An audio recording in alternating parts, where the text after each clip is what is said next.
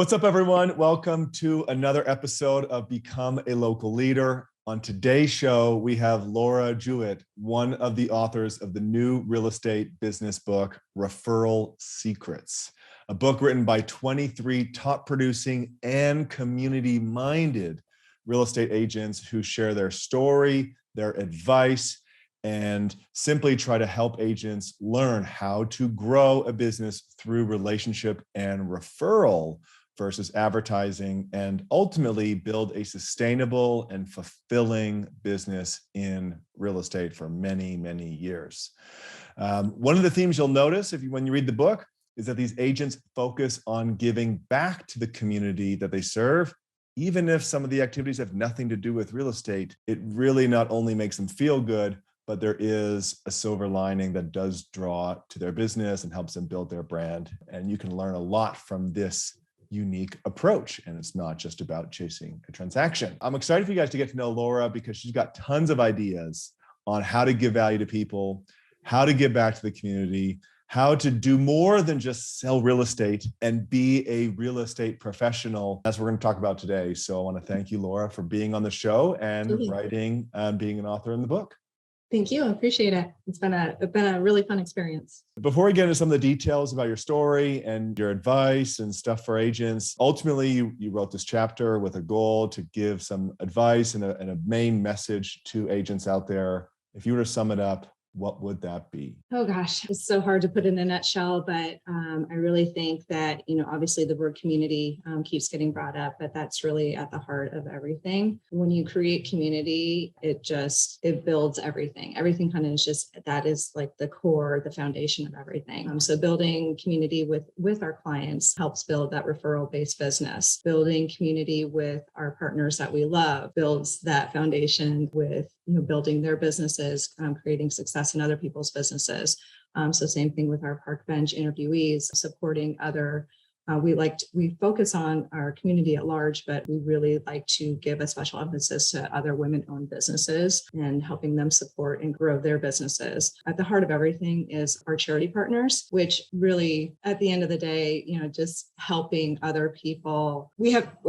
I guess we should go back. We have our 4 community partners, and they're in 4 different very aspects of support that they do for the community. So for me, just helping them and getting outside of myself and my business and, but wrapping ourselves around them has been so impactful, and getting others to believe in that mission and to grasp onto it and to help and to see the generosity that our clients and our friends and our partners have helped these organizations has been absolutely amazing. So that's what makes my heart happy. Now, pretending I'm a new agent or, I'm struggling in the business. That's why I'm trying to learn from other agents and read books like this. And then there's the agent who they hear what you're saying. And if they read your book, that you talk so much about giving back to the community, getting involved, having all these arms and helping local businesses and putting on all these events in the community and stuff like that. And they go, that sounds great. I'd love to also give back and come from a place of contribution. But like right now, I need to make money. Yeah. And they're in this fear and survival mode. And when I find it's like the way they're thinking about the business is different than the way you think or used to think about the business, and your beliefs about how to build a successful business and be a successful entrepreneur and be fulfilled is different than their beliefs. So if an agent came to you and kind of said that, and you could sense that from them, what advice would you give them? What questions would you ask them to reflect on to maybe allow them to make money and feel that safety, financial safety and security, and advance their career, but then also get to do the things that you're doing that they also want to do? Yeah, no, and I totally get that fear, because a lot of people come from salaried position or an hourly position where they have they know what money they're coming into, and with real estate, being all commission based, there is that fear. But at the heart of everything I do is creating connections, and when we create those connections, we build our database. When we build our database, we build our basis of referral. So staying connected and then following up on those connections to see how we can serve them will bring the business. So again, all about the connections, but then also fostering those relationships and following up with them and having systems in place that, once you add somebody to your database, that they're just, that you actually do something with them. to ensure that you're enhancing and fostering those relationships. And we tell agents, like, the bigger your database, the more people are moving that know you and know you're a realtor, and that's how you end up getting more business. So you do have to build new relationships and follow up. What would you say have been your best methods for building new relationships and your best methods for following up and staying top of mind so that you do end up building your business? For sure. So one of the things that we like to do is host community events throughout the year. So it's a great way for us to share our love of our clients and to say, hey, thank you so much. We really appreciate you. Come out, have a good time with us. It gives us a great way to connect with them without asking for business. And we stay top of mind with them. And then we also involve one of our charity partners and host a collection drive so that we're further supporting. So we try and wrap a lot of the things, a lot of the value and mission, our mission into one event. It's a great way. We get referrals. The only time we ever talk about real estate during those events is with the entry card for the door prizes.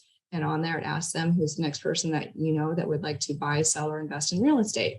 That is the only conversation regarding real estate that we have during those events. The rest of it is just mingling and talking. And sometimes naturally, real estate needs come up during those conversations. But it's just a way, again, to stay in front of our people, to show them that we appreciate them, and also at the same time, support our community. So that's been one of our favorite methods. And, kind of in the same regard, we do as a gift to our clients after closing, we'll host a housewarming party for them. So we get to introduce them to their neighbors, share their home with their new family and friends, host this party for them. And again, get to meet the neighbors and create more connections and add more people to our database, but still providing a great service to our clients that they really appreciate. That keeps them more connected to their communities and allows them to probably, enhance their enjoyment of their new home and neighborhood. First of all, I'll talk about the housewarming party versus the closing gift. So did you ever used to do closing gifts? And then do you now do housewarming parties? And then why do you like housewarming parties versus the closing gift? Well, the closing gift, in as much as you can find something that's, branded with, the knife that's branded with your logo, or something that, is always going to be in the kitchen. Yes, it's always there, but does that give them a memory of you? Not necessarily. A housewarming party, that gives somebody, it's something different that not a lot of agents do. It gives them a lasting memory of you and how you made them feel.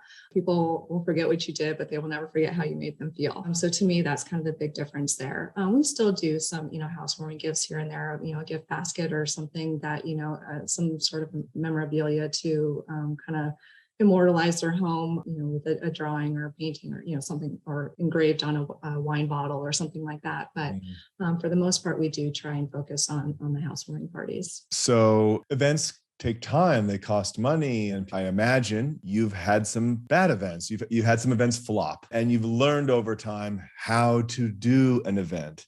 Because it's not something that you learn, when you get into real estate, unless you may have it in you, or you learn on your own, or you talk to someone and learn about it. So here's an opportunity for people to learn from someone who's done it and done it well. What are some of your best practices and lessons learned? I'm a new agent. I want to put on a community event. How do I do it? One, I'll say, don't overthink it. I did used to be an event planner for the Fiesta Bowl, so I did have a little background there, but those events are obviously very different. But I would say, don't overthink it. You can get so caught up in the details of it that you forget that you're just getting a group of people together to have fun. Everybody has had a family gathering at their home. They've had a birthday party. They've had some sort of event. That's all you're doing. You're gathering people to have fun. Pick something that you enjoy, that speaks to your heart, that you like to do, and just do it. Honestly, it is all about the invitation, less much about the event itself. People want to be invited, and just the fact that they were invited, whether they can come or have no interest in going, the fact that they were invited is the biggest part of it. I focus more on the invitation, the reason to connect with your clients, the reason to reach out to them, say, hey, how are you doing? I just wanted to see if you're available to come to this great event we're having. It's, we're just going to be having fun, low key, whatever else. We do generally 6 events throughout the year. We do a movie event, which is, fairly easy. It's at a venue. You just have to kind of come up with, any grab bag items, your giveaways, your prizes, that kind of thing. We introduce our charity partner. We kind of bring the focus in back on the charity partner of at the event. So everybody loves it. As far as cost goes, we are able to subsidize that with our partners that we love. So our title companies, our mortgage lenders that we work with, all of these people, they contribute and they get advertising. And we also on our entry forms allow people to check whether or not they have any needs for their services. And then anybody referrals that we get for them, we obviously pass them along as well. But when we support our partners, they support us back. You have a chance to speak at the meetings as well. They're just fun events. And again, speaking to do what you love, our event, we're actually having an event on Sunday. It is a yoga, mimosas, and brunch event. So we wrap things that we love into one event. Your husband likes that one, right? Yeah. Well, he'll be delivering the brunch while I'm in yoga. So just make it fun. Don't worry so much, because if something doesn't go right, nobody's going to know that it didn't go right. Yeah, that's really good advice. And I love that one quote you had where, it's not so much of real estate is about how do you start a conversation with someone new or someone that is in your database that you haven't talked to in a long time. Like, what's your conversation starter? And hopefully it's not, hey, do you know anyone who's looking to buy, sell, or invest? It's exactly. Hey, I want to invite you to this. Do you want to join us? It's like such a better first impression, such a better first conversation. It's all about the invitation. It's less about the event. From a business standpoint, it's all about the invitation. It's less about the event, as well as for the event. I love that advice. Great. I love it. Well, and being, if you're a new agent, you don't want people to stop or to start avoiding your phone calls, that you're just hard selling them every time you call. And that is definitely not the way to foster relationships and enhance. I even have a friend who became a real estate agent. And now I know when he's calling me, he really just wants to talk about real estate. Yeah. And I don't want to talk about real estate all the time. It's a real thing. How do you foster relationships so that they want to continue to talk to you? Because when you're in conversations, like you said, when you're in conversation, real estate will come up if they still like you and trust you and you're talking to them. And if they have real estate questions, I know they will ask them. I don't need to bring it up. It's a faith. I think for agents, it's a faith that will happen versus trying to force it. Yes. And be confident in your knowledge and just continue to learn so that you do become the resource for information for your clients and friends. So for anyone who reads a chapter, Laura has so many designations. I have not seen a person with so many in a long time. Oh, I'm still working on more. And you're a constant learner. So again, I'm going to be the agent who goes like, can I just learn this stuff myself? Do I need to get the designation? Do I even really need to know this stuff? Is it really going to help me get more business or help me be a better agent versus just learning stuff and doing it? What have you found as the benefits of taking all these courses, paying the time and the money to go do it, getting the designation? What's been the benefit? How do you use it? I've been in the business almost 22 years, and there's not a day that goes by that I don't learn something new. So you have to go into this business understanding that it's constantly changing and that you constantly have to grow and learn with it, or you become obsolete. It is imperative that you take the time to take these classes, take these courses. You have to do so many renewal hours anyways. Make sure that you're taking classes that are interesting to you, that you think you'll find value in, not just to check off the mark of getting your renewal hours.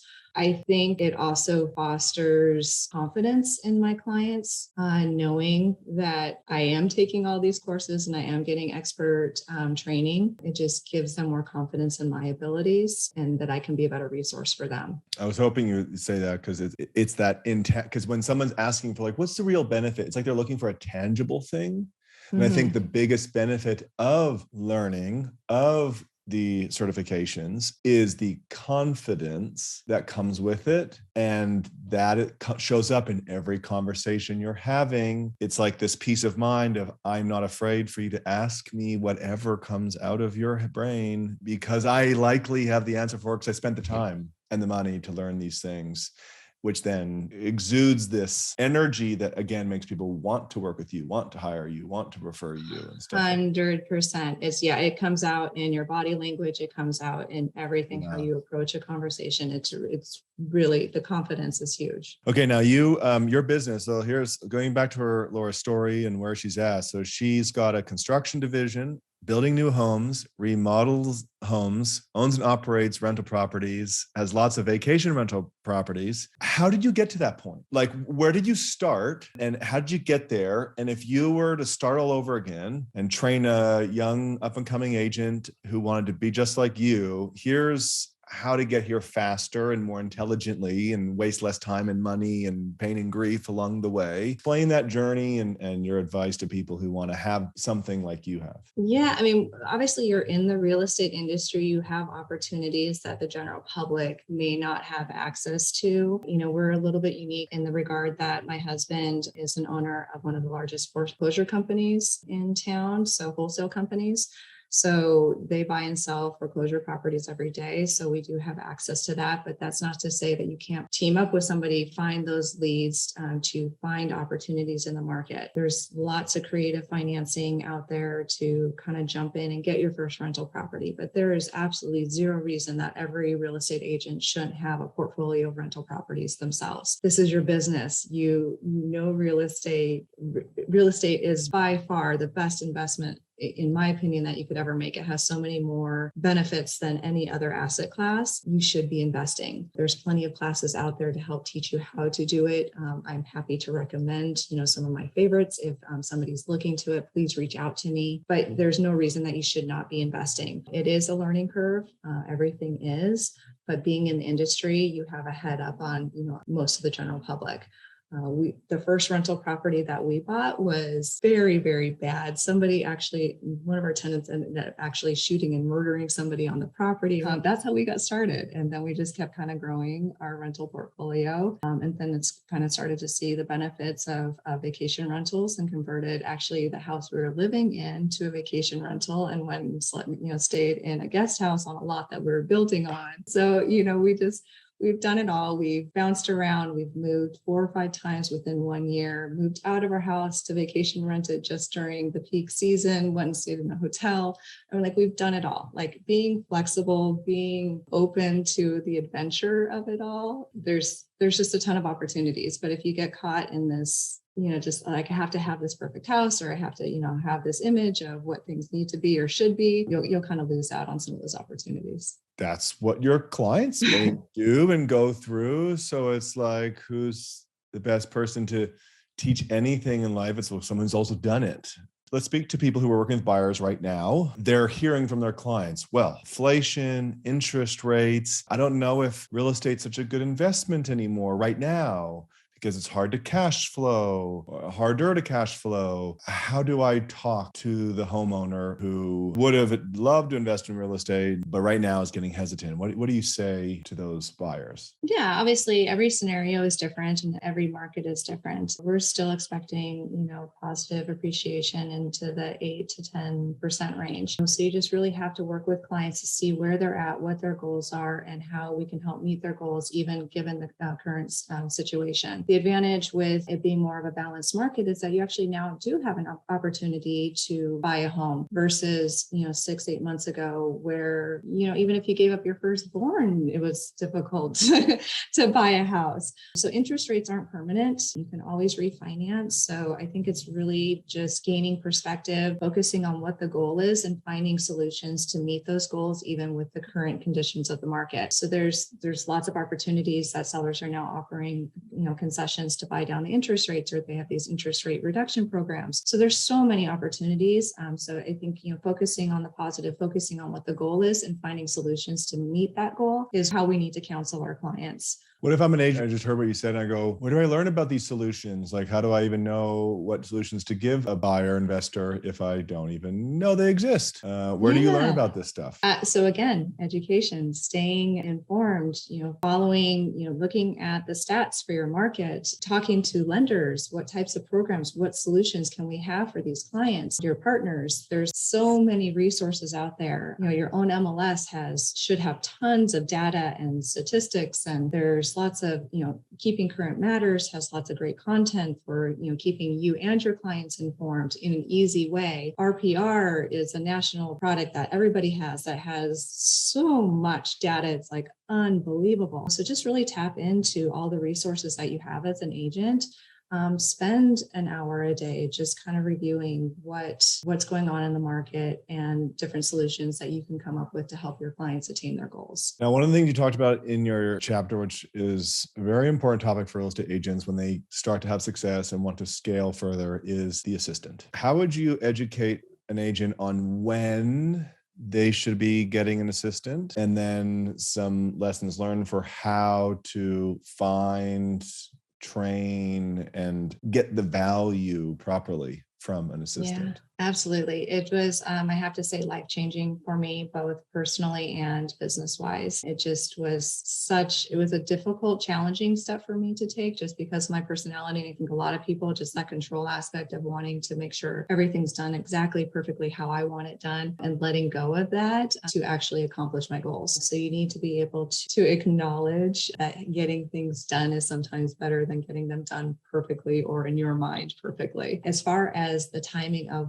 when you should be getting an assistant, when you get to a workload point where you're not able to follow up with your past clients because you're so working on the transaction details of what you're currently doing, that's when you need an assistant. I started out with a virtual assistant, which is an amazing concept. It's a lower price, cost-effective solution that can be fabulous for a lot of agents that maybe don't quite necessarily need a full-time in-person assistant. So there's a lot of baby steps that you can take before you get a full-blown full-time assistant, but you need to recognize that having those services is well worth the money that you're paying for them to allow you to focus on your business and growing your business, not just working in your business. Our brokerage has a transaction coordinator that we can hire, and it's a per transaction fee. So they handle, once you have the contract under contract, they handle all the details. They're sending out, compiling paperwork, submitting it to the brokerage, sending out reminders, all those types of things. So really frees up your time to focus on the next client business or following up with past clients. That was one of the things when I read in your chapter, because, agents do get to a point. So for agents who are listening, who are successful, who have their systems, who have the training, it's like, well, should I go independent and have my own brokerage and build my own team in brokerage versus just staying or switching brokerages? And you talk about staying with the brokerage. How would an agent think through if they should go independent? Like, what would be the reasons to start your own brokerage versus just work within a brokerage? If your goal is really to manage a group of agents and you want to take more of that, that ownership management role, work to have your own brokerage, but it's a crowded space. Gaining momentum and identity in a crowded market, and then spending the advertising and the insurance and the overhead and all of those other things to do so, you just have to take those into consideration with what your goals are. For me, that doesn't make sense. And that's not my goal with growing my business. I want, a small team of agents that are like-minded and want to foster relationships and community and build a business based on that. That's what I'm looking for. And I think doing that within a larger brokerage that, has that advertising and has that name recognition and does all of those things for me is well worth the commission splits or whatever, payment plan you have arranged with your brokerage. It's well worth those fees. Who are you with? I'm with Platinum Living. Cool. Is that an independent brokerage in itself that's more Arizona focused, probably? Correct. Yeah. So there are more, and again, that speaks more to my heart of community. I like that more boutique community-based brokerage that really focuses on our community here. Cool. So I want to talk about CRM. Do they give you a CRM or do you use your own? They do. Most brokerages do have one. We've built our own. Well, we have our own that we have built out. So, kind of transferring all of that. And then again, we kind of like to have ownership of it. So we do have our own CRM. I was blown away how many agents do not have a CRM. It's like the lifeblood of our business and other businesses I've had in the past. It's everything. Now, some people get them, some people don't have them, and some people get them and they always are like changing them or questioning the value of them. And I'm like, well, you're clearly not using it the way other people use it. So when you think about how you use your CRM, so you extract a ton of value from it versus how you see or hear other agents not using their CRM properly and what they're not doing. Describe that difference. So an agent can be like, oh, I need to start doing these things with my CRM. I need to do more of these things with my CRM. I maybe need to stop or doing less of these things in my CRM.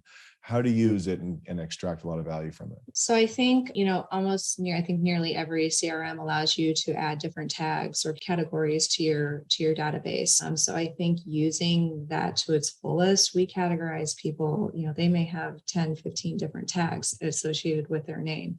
So we know if they've gone to our events, we know, if they're looking to buy or sell, if they're a past client or if they're an investor. We know all of these different things, so we can categorize and cater our messaging to those specific groups. Giving them information that is relevant to them will help you connect more and foster those relationships better. And just to clarify, because I did this topic one time on mass personalization, which involved this categories where it's like, you're not just still one-to-one emailing, sending relevant information. You're saying, here are my investors. I'm going to send something to them. Here are my people with pets. I'm going to send something to them. Here are my people who just bought a home in the last year. I'm going to send something to them. So you're grouping things by category and tag, but still then sending a mass email to that group. Yes. And then, and all these CRMs allow you to, customize it so it fills in their name. So it is more personalized. And so you use those features as well. Yeah. Best practice. 100%. Okay. So let's talk about the book and your thoughts about the book as we wrap up. If you were new into the business and you heard about this new book, Referral Secrets, and here are these stories and strategies and advice from these agents, and you're like, well, there's lots of other books to read. Why do you think an agent should read this one? There's so many tips and tricks from so many different perspectives and agents around the country. I think just the range professionals that are contributing to the book and in such a condensed format to have so many tips and tricks so quickly. So I think this is a quick read where you can go in and highlight the ones that really speak to you, of things that you can implement right away into your business, make a significant difference. So I think just having so many great minds in one book in a condensed format, I think is really cool. Our first count was 66 unique secrets. Some people repeat things, because there's a theme of some people do things, but we looked at what are some unique, different ideas. There's 66 different ideas. And like you said, we've got people of all ages, all levels of experience, all types of markets. And so I think getting some golden nuggets that someone could apply to their business and then grow their business because of it, you're more likely to get it from this book than maybe other books with one perspective. So if people want to connect with you, they like your story, they like your advice, they like the way you think and do things, and they want to learn from you or connect with you, how can they do so? Email, phone, give me a call. My cell phone will be available. I'd love to connect with you if you have questions. I love watching people grow in this business. That's been one of the biggest joys of having my full-time assistant, is watching her grow in the business, get her license, and really flourish and blossom, and now be a part of an industry that she loves. So sharing that love and passion and seeing it flourish in somebody else is huge. So I'm more than happy to share any information, any resources that I can with anybody. So feel free to reach out. Check out our website. Our charity partners are on there. Our event profiles are on there. Just get out there and do it and create community, and the business will come. Great way to end it. Thank you so much, Laura, for being on today's show. Yeah, absolutely. Thank you.